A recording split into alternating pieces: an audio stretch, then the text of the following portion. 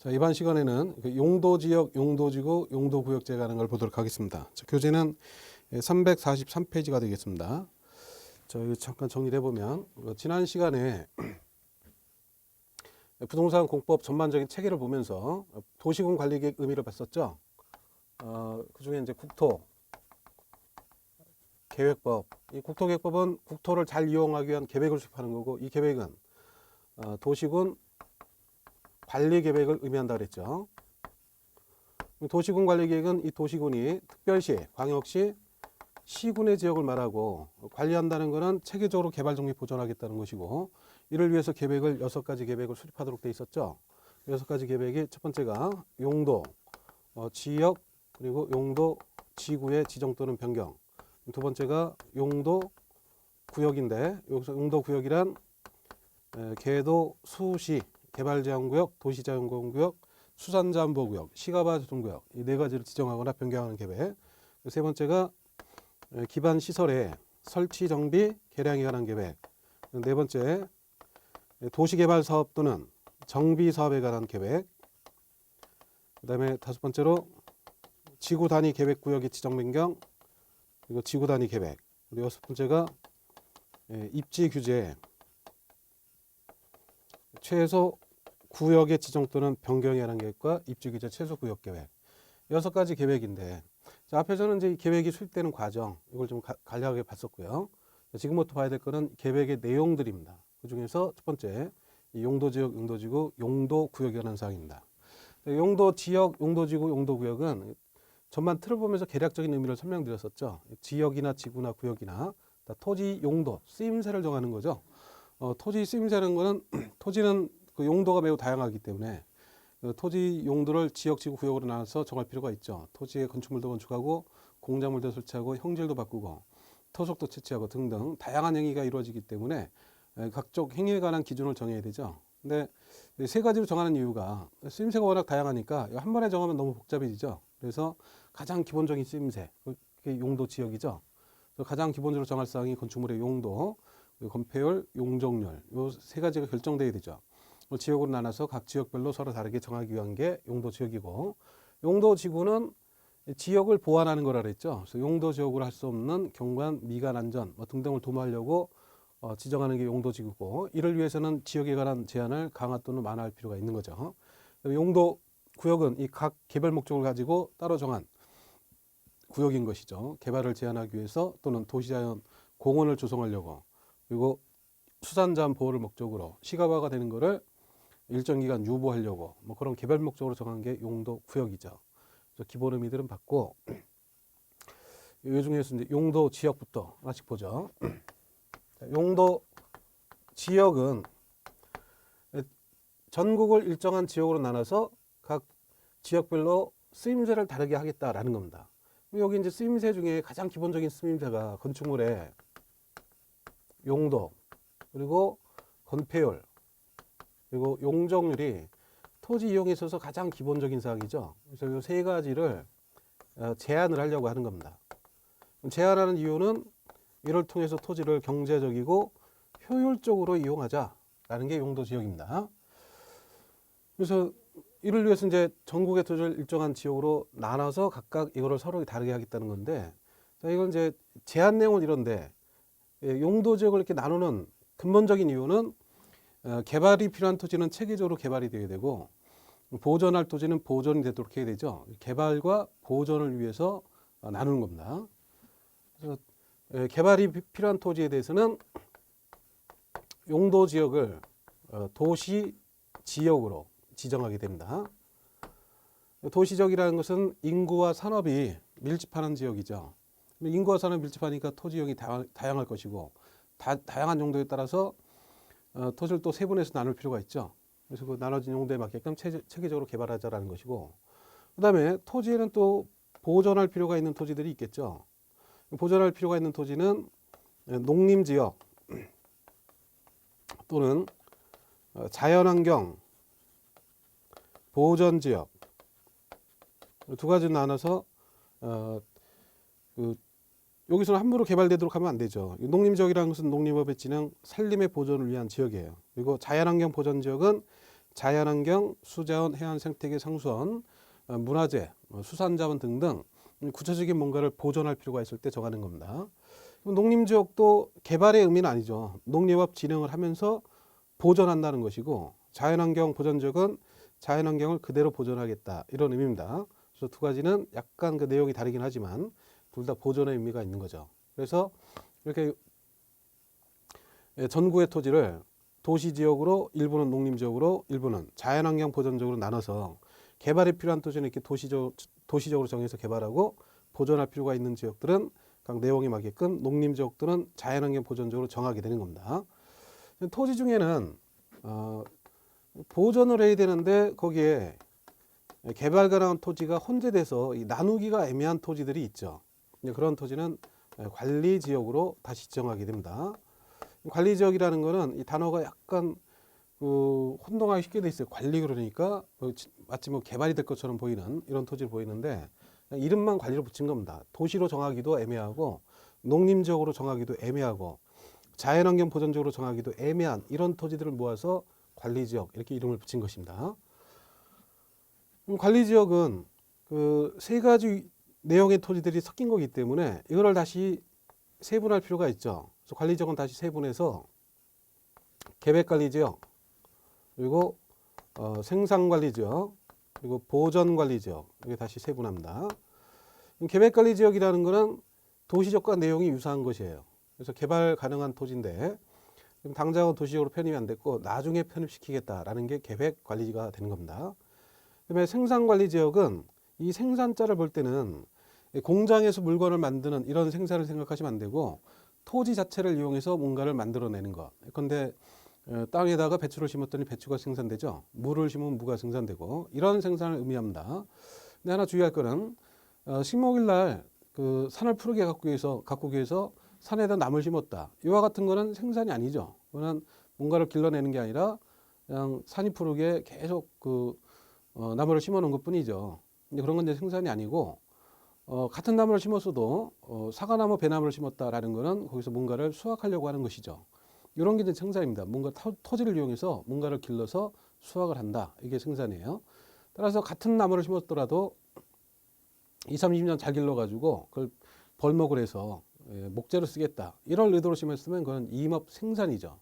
그런 여기서 말하는 생산은 바로 그와 같이 농업 또는 임업, 이런 생산을 의미하는 겁니다.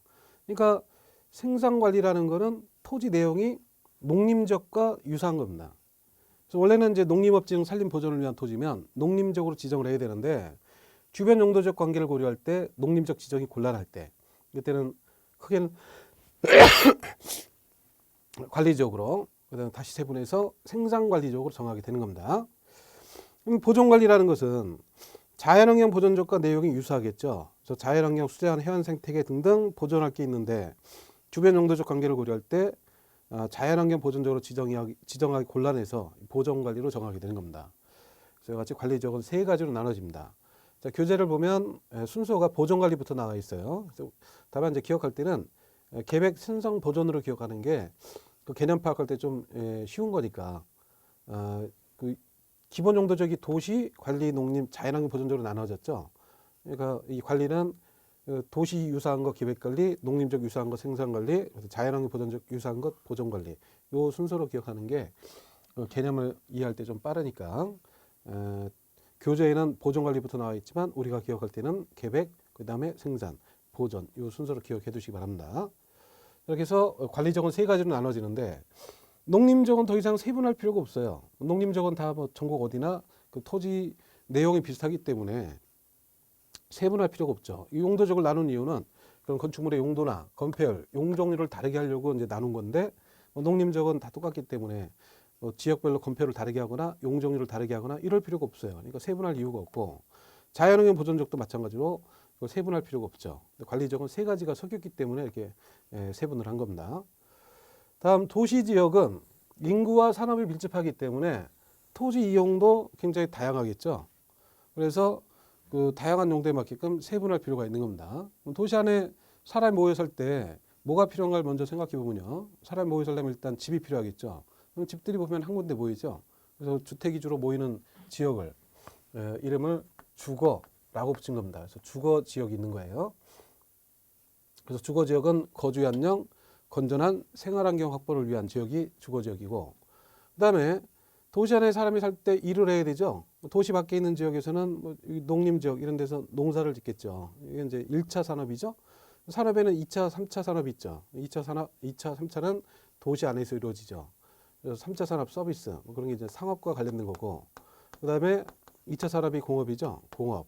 그래서 이와 같이 상업, 공업이 필요한 겁니다. 주거, 상업, 공업. 그 의미는 상업지역이라는 것은 상업 또는 업무 편익 증진을 위한 것이고, 공업지역은 공업의 편익 증진을 위한 토지죠. 그리고 녹지 지역이 또 있죠. 녹지 지역이 도시 안에도 있어야 되죠. 그 사람이 일만 하고 살 수가 없죠. 가끔 쉬기도 해야 되죠. 쉴 때는 이제 녹지 지역과 같이 경치 좋고 물 좋은 뭐 이런 데서 쉬어야 되는 거죠. 상업적에서 밤새 뭐 그냥 술 마시고 이런 건 쉬는 게 아니죠. 그러니까 녹지 지역과 같이 이게 좋은 환경을 갖고 있어야 도시 안에 공기도 좋아지는 것이고 사람이 쉬기에 또 좋은 거죠. 그래서 도시지역은 이와 같이 주거, 상업, 공업, 녹지 네 가지로 다시 나눠집니다. 녹지 지역을 지정할 때는 다양한 목적이 있습니다. 도시 안에도 보호할 만한 자연환경이 있으니까 환경도 보존하고, 그리고 그 환경이 보존돼야 도시 안의 공기도 좋아지죠. 그래서 보건위생과 관련되는 것이고, 또 도시가 확산되는 걸 막을 필요가 있죠. 도시 확산되는 걸 막으려면 이와 같이 녹지 지역으로 지정해서 함부로 개발 못하게 제한을 해야 되는 것이고, 그다음에 도시 안에도 군부대가 있죠. 군부대 주변을 개발 못하게 하려면 녹지로 정해야 되죠. 그래서 이와 같이 녹지는 지정 목적이 다양한 겁니다. 그다음에 주거 지역은 다시 세분하게 되는데 주거 형태가 다양하죠. 뭐 주택도 보면 단독주택 선호하는 사람, 아파트 선호하는 사람, 또 어떤 경우에는 오피스텔 같은 걸 선호하는 사람, 여러 가지 형태가 있죠. 그래서 주거 지역을 그 환경에 따라서 나누게 되는데, 주거 환경은 크게 두 가지가 있습니다. 하나는 조용하고 쾌적하고 경치 좋고 물 맑고 뭐 이런 환경, 그와 같은 환경을 양호한 환경이라고 합니다. 양호한 주거 환경. 반면에 편리한 주거 환경도 있죠. 그 양호하려면 사실은 어떻게 생각하면 이런 데가 좋죠. 뭐 자연환경 보전 지역, 여기는 개발 안 돼 있으니까 경치도 좋고 뭐 물 맑고 굉장히 사람 살기에 좋은 지역으로 볼 수가 있죠. 다만 이제 살기에 너무 불편한 거죠. 너무 불편해서 여기 살 수가 없으니까 사람들이 도시 안으로 모여듭니다. 그럼 도시 안에 모여 사는데 그 자연환경 보전 지역처럼 좋은 환경을 만들어 보자라는 게 양호한 주거 환경이고, 이제 그걸 위한 게 전용 주거 지역인 거예요. 그래서 전용 주거 지역은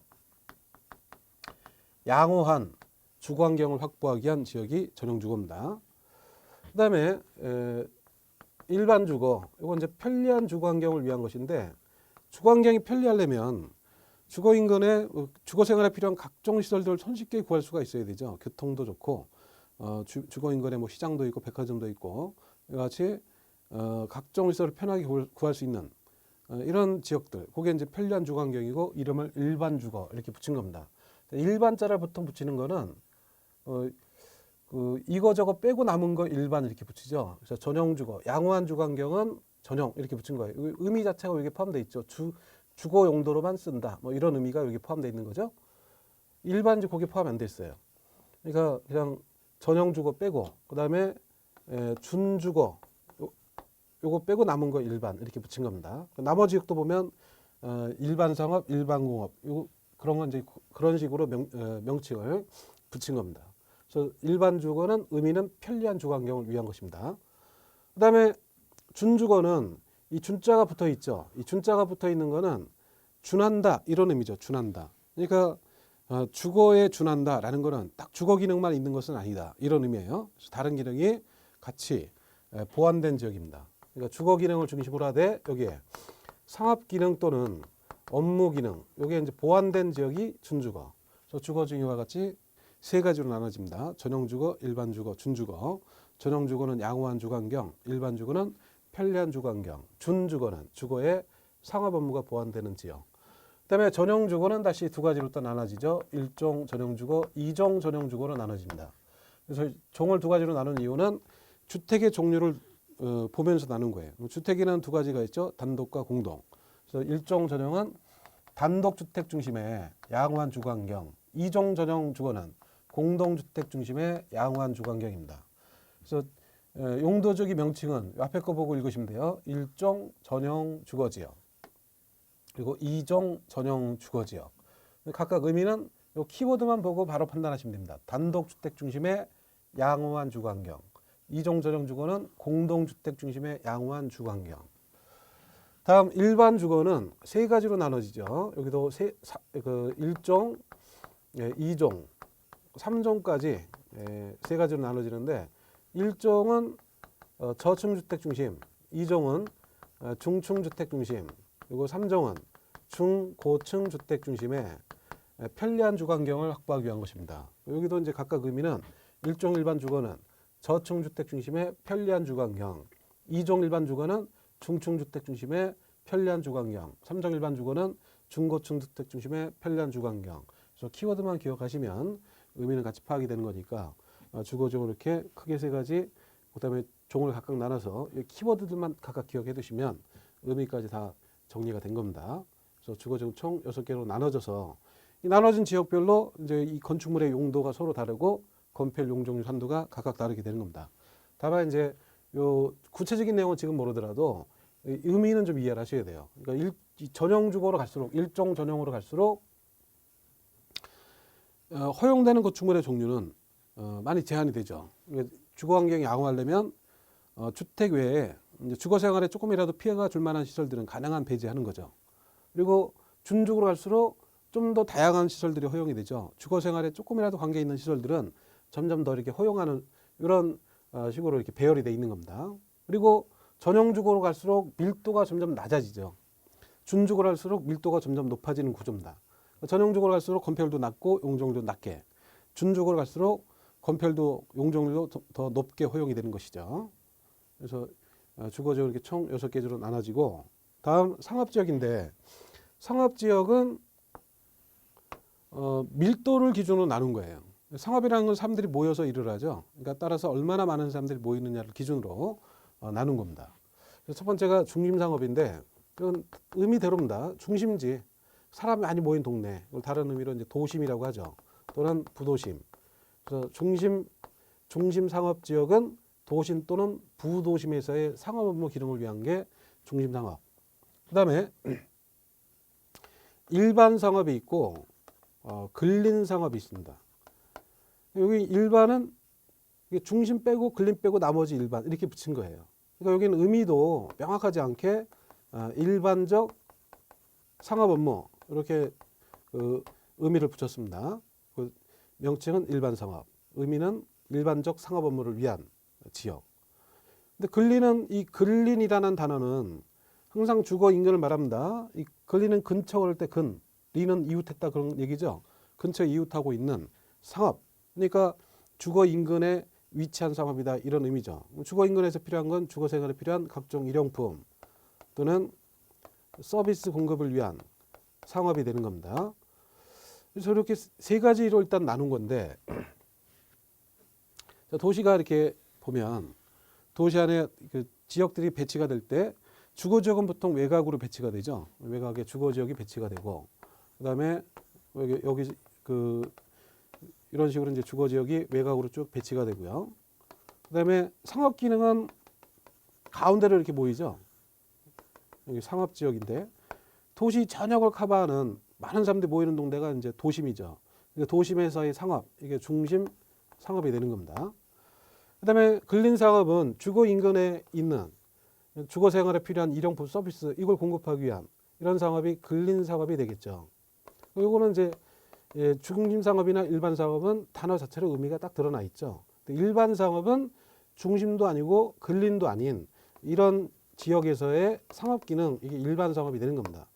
그래서 그 어느 도시나 보면 근린 상업, 일반 상업, 중심 상업으로 갈수록 밀도가 점점 높아지는 구조죠. 그래서 이런 식으로 이제 도시가 개발되면 이 가운데는 굉장히 고밀도로 개발이 되고, 그다음에 점점 그 밀도가 낮아지는 구조로 개발이 되죠. 그 외곽으로 이제 주거지가 있고, 그 외곽으로 이제 녹지 공간이 펼쳐지고 이런 형태가 되죠. 그래서 이런 식으로 용도적이 배열이 된 겁니다. 그래서 일반 상업은 의미가 좀 애매하게 돼 있는데 좀 근린 상업보다는 밀도가 높고 중심 상업보다는 밀도가 낮은 뭐 이런 형태를 말하고, 좀 굳이 의미를 부여한다면 상권 범위가 근린상업보다 넓은 거죠. 그래서 여러 주거 지역을 커버하는 정도의 상권. 근린상업은 한 동네에 뭐 관련되는 상권. 중lin상업은 도시 전반에 걸치는 상권. 뭐 이런 정도로 이해를 하시면 돼요. 그래서 밀도를 기준으로 이렇게 세 가지로 나눴는데 여기 하나가 추가되어 있습니다. 유통 상업이라는 게 추가되어 있죠. 이건 도시 내 지역 간 유통 기능의 증진을 위한 상업지역이 되는데 이건 말은 상업이지만 다른 상업과는 전혀 다르다는 게 이해가 되셔야 돼요. 도시 내에 뭐 대형 트럭 같은 게 막 도심지로 활보하면 도시 환경이 많이 망가지죠. 그러니까 도시 안에 이런 큰 트럭이 못 들어오게 단속을 하죠. 과적 단속을 하죠. 그래서 보면 고속도로에서 차를 몰고 오다가 어느 순간 트럭이 다 없어져요. 그래서 그 트럭들이 외곽으로 빠져가지고 대형 창고들이 밀집돼 있는 이런 쪽으로 가죠. 여기에는 이제 물건을 내려면 여기서 이제 소형 차량으로 도시 내로 이렇게 배송이 되는 것이죠. 또 도시 안에서 뭔가를 만들었을 때 이쪽으로 직결을 시켜서 여기서 대형 트럭으로 실어내면 도시 환경이 깨끗하게 유지가 될 수가 있죠. 그래서 이런 지역이 필요한 건데 이런 지역을 이제 유통 상업이라고 따로 정해서 이 지역에서는 마른 상업이지만 뭐 중lin상업, 일반상업, 근린상업과는 전혀 개념 자체가 다르죠. 주로 이제 대형 창고라든지 이런 것만 모여 있는 이런 지역이 됩니다. 그래서 오히려 여긴 상업이지만 외관상으로는 공업적에 가까운 이런 형태로 개발되는 게 유통상업이죠. 뭐 농수산물 도매센터나 물류센터라든지 뭐 이런 지역들을 생각하시면 됩니다. 그래서 유통상업은 중심 일반 근린상업과는 전혀 다르다라는 게 이해가 되셔야 돼요. 그래서 앞으로 이제 공부하다 보면 상업 쪽이 나올 때마다 유통상업 재배 이런 말이 자꾸 나와요. 왜냐하면 유통상업은 이건 전혀 다르기 때문에 여기 창고만 있는 동네라서 사람이 살기가 어려운 이런 동네입니다. 그래서 그 건축법이나 주택법 공부하다 보면 상업적이 나올 때마다 요거는 따로 빼서 유통상업 재배를 시킵니다. 그 이유가 주로 창고만 있는 이런 동네라서 그렇다라고 이걸 좀 따로 이해를 해두시고, 그다음에 공업지역은 세 가지로 이제 나눠지죠. 공업은 공업의 내용에 따라 나눠집니다. 그러니까 주거지역은 주거 환경을 기준으로 나눴고 상업지역은 밀도를 기준으로 나눠진 거고 공업지역은 공업의 내용에 따른 건데 공업은 그 내용에 따라서 크게 두 가지로 나눌 수가 있습니다. 하나는 환경에 문제가 있는 이런 산업들, 그다음에 환경에 문제가 없는 거 이렇게 두 가지로 나눌 수가 있죠. 그 전용 공업이 있는데 이 전용 공업은 환경에 문제가 있는 시설들만 모아놓은 거예요. 문제가 있는 대표적인 시설이 중화학이죠. 중화학 그리고 공해성 이런 산업들만 모아놓기 위한 게 전용 공업. 그다음에 일반 공업 이거는 그 공해성은 다 전용으로 들어갔기 때문에 일반 공업에는 환경을 저해하지 아니하는 이런 공업을 위주로 배치가 되는 거죠. 여기다가 하나를 추가한 겁니다. 준공업. 근데 이 준자가 붙으면 다른 기능이 섞이는 걸 알았죠. 그래서 공업 기능을 중심으로 해야 돼 다른 기능이 섞인 겁니다. 그래서 공업에 다른 기능이라는 게 주거 기능, 상업 기능, 업무 기능 이게 이제 보완된 지역인데 중화 공해성 산업이 주거 상업 업무와 섞이면 안 되죠. 그래서 이 공업 중에서도 가장 가벼운 경공업을 위주로 주거 상업 업무 이런 게 보완된 지역이 중공업이 되는 겁니다. 중공업은 공업으로 돼 있지만 사실상 공업 기능 굉장히 약하고 상업 업무 이런 기능들이 많이 보완됐어요. 그래서 이 중공업 지역은 오히려 공업 지역과 약간 거리가 옵니다. 오히려 뭐 준주거, 준공업 이런 지역과 이제 그 같이 이렇게 묶이는 경우들이 많습니다. 이게 준주거, 상업, 중공업 이런 식으로. 그런데 나중에 건축법을 공부하면 공개공지라는 게 필요한데 공개공지가 필요한 지역은 일반주거, 준주거, 상업, 중공업 지역에서 필요해요. 전용공업, 일반공업은 해당이 안 되고 중공업. 여기 이제 주거 기능, 상업 기능, 업무 기능이 포함되는 지역이라서 전용 일반공업과는 전혀 다른 이 형태의 공업이 중공업이 되는 겁니다. 그래서 이 세분된 걸 보면서 주거 지역 중에서는 준주거가 다른 주거와 좀 많이 다르다. 그거 이해를 하셔야 돼요. 상업 기능, 업무 기능 보완됐으니까. 그리고 상업 지역 중에서는 유통상업이 다른 상업과는 많이 다르다라는 게 또 이해가 돼야 되고 공업 지역 중에서는 중공업이 다른 공업과는 좀 많이 다르다. 이렇게 좀 이해가 돼야 됩니다. 그다음에 녹지 지역은 세 가지가 있는데 첫 번째 보존 녹지가 있고 그다음에 생산 녹지가 있고 그리고 자연 녹지가 있죠. 보존 녹지는 단어대로 보존하겠다는 거죠. 도시 안에도 자연 환경이 있고 경관을 보호할 게 있고 농지나 산림 이런 게 있는데 이거를 보존하자라는 게 보존 녹지입니다. 그다음에 생산 녹지라는 거는 이 생산자가 농업과 관계된다 그랬죠. 그래서 여기는 농업 생산을 보호하려고 하는 거고, 농업 생산을 보호해야 되니까 개발을 유보시킨 지역이 생산 녹지입니다. 유보했다는 건 이제 뒤로 놓친다는 거죠. 아무래도 도시 지역 안에 있는 토지이기 때문에 뭐 개발 압력이 굉장히 크죠. 근데 당장은 농사 짓고 있는 토지니까 농업 생산을 보호해야 되고, 개발하더라도 아주 나중에 개발하라, 뭐 이런 의미로 이제 개발이 유보된 토지가 생산 녹지인 겁니다. 그다음에 자연 녹지는, 이 자연이라는 단어에 속으면 안 돼요. 여기 자연은 말만 자연이고 이름만 녹지다라고 생각하시면 됩니다. 그래서 녹지로 분류는 돼 있지만 사실상 녹지가 아닌 거죠. 여기는 어쨌든 이름이 녹지니까 녹지공원확보, 도시확산 방지 이런 기능이 있는데, 주된 기능은 도시, 용지의 공급을 위한 토지입니다. 그래서 제한적이지만 개발도 가능한 이런 토지가 자연 녹지가 되는 것이죠.